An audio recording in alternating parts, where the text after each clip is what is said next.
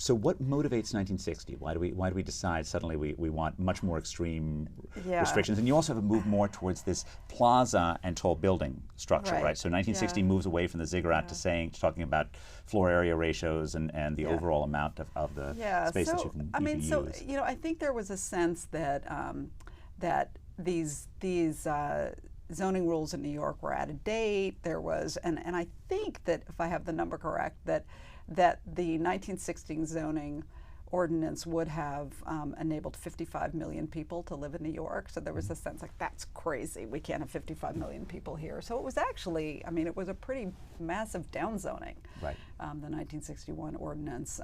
And there was a sense that we need to kind of embrace modernity. And so where the Woolworth building had been kind of the model for the 1916 rezoning, the Seagram's building was the model for the 1961 zoning, and there it sort of introduced the idea of these density bonuses. So if you build these public plazas, and so again, sort of well-intentioned, right? That this is a trade-off, that we're willing to take taller buildings if you give something back, if we have this nice public space. But unfortunately, a lot of those public spaces are just, you know, were poorly designed, poorly managed, never used. And you feel this if you're walking along, let's say, Park Avenue or Fifth Avenue, where the fancy apartment buildings don't have any ground floor retail. It's typically much more boring than walking around Greenwich Village, which has, you know, ground floor retail everywhere. Yeah, absolutely.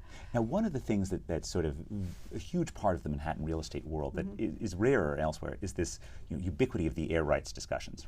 So can you explain how that mechanism works, the trading of air rights? So the trading of air rights is basically that you can, and a lot of this was designed to protect historic buildings, landmarks that basically couldn't use their air rights, but in order to sort of provide them with some, you know, in many cases needed funding to get to repair their buildings, the city allows, the City Planning Commission allows those buildings to sell their air rights. So to be concrete, let's say St. Bartholomew's, right, which is not St. Bart's, which is right near the Seagram building, but so you know, the city wants St. Bart's to remain. You can't knock down the building. On the other hand, they're losing out on some potential redevelopment rights, enormous value, and so they basically can sell it to neighboring buildings, and so you create sort of a market in air rights. So it's, you know, it's sort of crazy. On the one hand, you're buying air, but you're selling sort of air, efficient, right? But it's very efficient. You know, it is very efficient, and I think, and there have been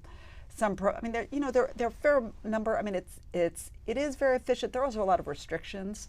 There's sort of contiguity restrictions. So basically, you can sell your air rights to sort of neighboring properties with sort of a few exceptions. But I can't take Queens air rights and sell them to Wall Street. And there's debate about that. On the one hand, you think, you should be able to sell them anywhere. We're all one city. And on the other hand, you know, if you think that sort of that particular neighborhoods are built to accommodate, you know, and the infrastructure in certain neighborhoods can accommodate certain levels of density. You don't want to sort of send all the air rights to the Bronx, right? Right.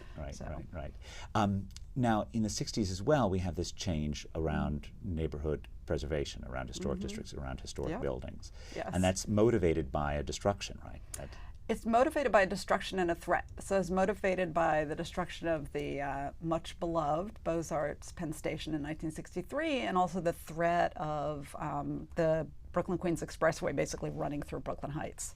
And so it was really those twin threats that led to the establishment of the Landmarks Preservation Commission in 1965, and the first historic district was established in Brooklyn Heights, where I grew up. It's important to highlight that the commission does two things, right? It does districts yes, exactly. And they do buildings. They do individual buildings. And the districts buildings. can be huge, like Upper East Side. Upper East Side is like 50 blocks or something, and then some of them are like 9 parcels, right? And so the districts range a lot in size, but the idea there is you're preserving sort of the character of a neighborhood.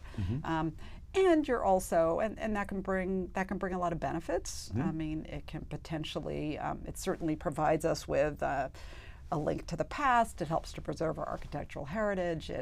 It may spur tourism. It may kind of promote community solidarity, so people sort of, you know, can organize and feel some connection.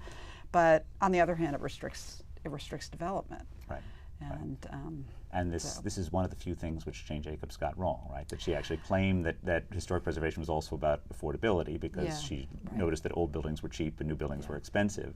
But that's not how supply and demand works. And there are many attractive attributes to preserving a city's historical heritage. But affordability is not not one of the things that comes with doing that. And you know, that plays out in both of the historic districts that you've lived in, which are certainly not beacons of affordability in either Greenwich Village nor Brooklyn Heights. Or, they are not. And there are some cases where maybe you shouldn't obsess very much. I mean, clearly, for example, the Chrysler Building should be historically preserved. But when you're going to do 50 blocks in the Upper East Side of Manhattan, there you're really taking a fair amount of land out of play. And I think that we really should be thinking about, okay, let's calculate. Okay, how much land, how much buildable square footage are we taking out of play, and let's actually figure that out. I mean, why not require, whenever a new historic district is established, that the City Planning Commission have to, to sort of do that calculation and figure out how much potential square footage is kind of locked in now. And not to say all of that would have been built anyway. There are all sorts of reasons that development is difficult in New York, and this is not the historic preservation is not the major cause of the affordability crisis in New York. But still, like, let's just figure that out. Let's acknowledge that, and then maybe we want to upzone elsewhere, or do something to mitigate that loss. Right. I mean, it's one of those usual policy dilemmas. This is not a right answer. It's not that everyone who pushes for historic preservation has it right, but it's not that everyone who pushes against it has it right either. And you need to figure out the right way to balance the two.